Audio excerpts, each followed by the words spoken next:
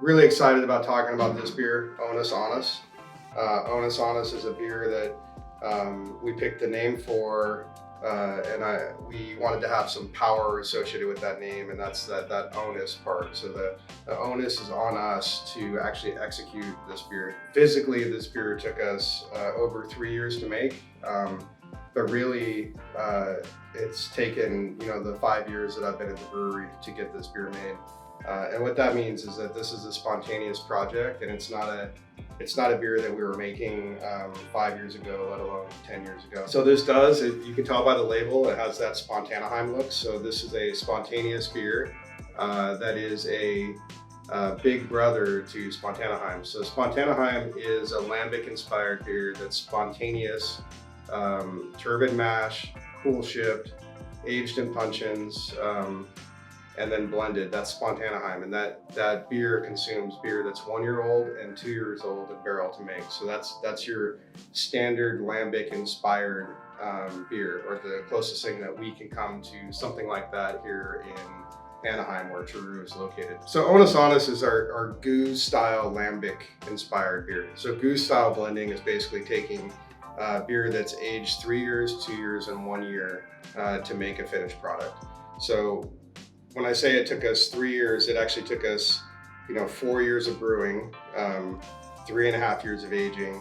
And then when I said earlier, my career here at 5 years is, to actually get in everybody's head and launch a concept to say that this is what we want to do.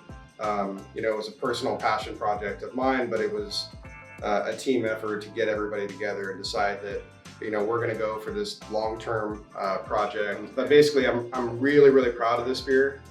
As I said, years in the making, super attention to blending, a super amount of premier packaging options happening. So we're in green glass, 100% bottle condition, under cork, under crown, and really just a fantastic project. And I'm gonna pour the beer here, and we're gonna see how lively it is and what a beautiful beer it actually is.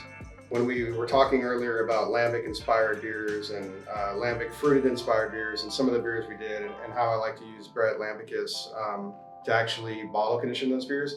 In a beer like this, we don't add anything as far as a yeast pitch for conditioning. So this is based fully on live culture that's in the beer for bottle conditioning.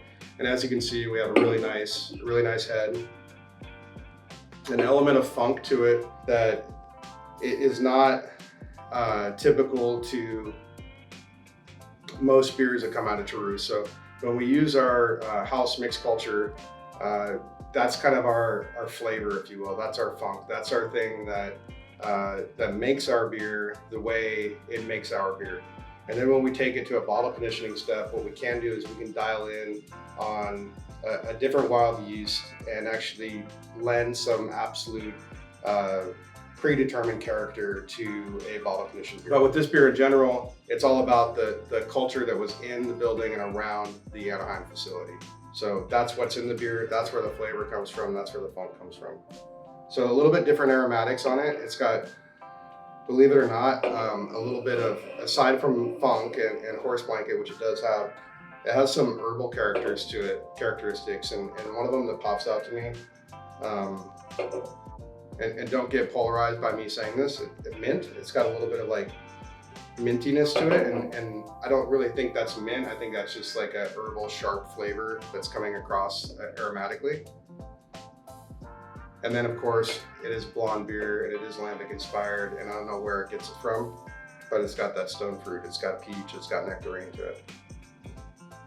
Mouthfeel wise, it's really interesting that something that you age for 3 years, 2 years, and 1 year, when you make sour beer the way we do here, you expect a certain amount of acidity and sourness to a beer.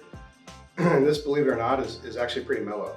It's got acidity, but it seems very, very balanced. And the one thing that does stand out to it that may be slightly different than a lot of these style of beers that are made in the old world in Belgium is that our beer, both Anaheim and Onus On Us, has a good oak character to it. So one of the things that we do is we use fairly I don't want to say new, but fairly fresh American oak puncheons for this beer. So it's a traditional beer in this style. Is oak is supposed to be a back note, not necessarily a forenote. And I think the one thing that we can do to this and bring our barrel aging expertise to is not only applying some oak, but being able to blend it in the appropriate way.